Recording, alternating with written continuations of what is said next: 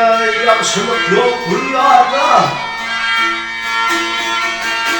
Ey kız akım yakışılık yok rüyada.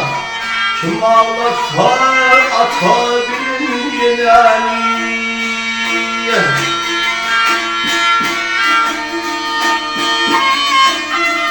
O zehrimde yanır baklıkta. Kim ağlatar atabilin yeneni.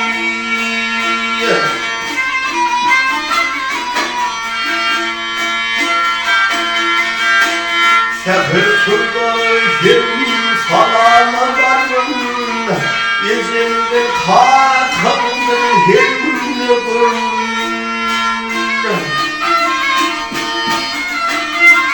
Ağrı şepşep borzum matlafattanım. Sen sorun zıtma atayınani.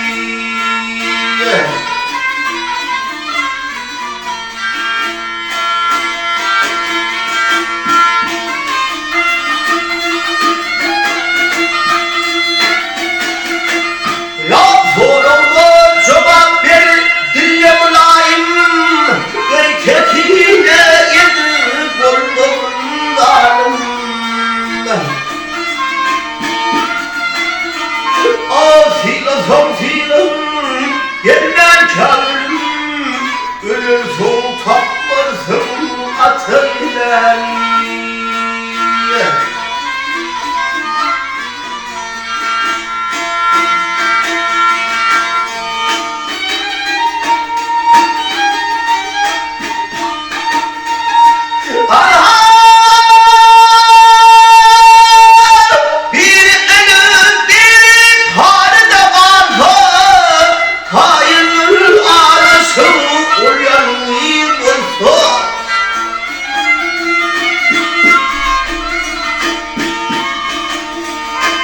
Hakkım ya ters bulup boynunu vursa sevimden zıtma atıyla.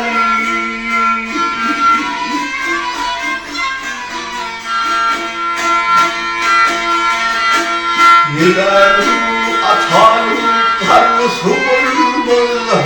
Altınım kümüşüm könüsü bulmaz.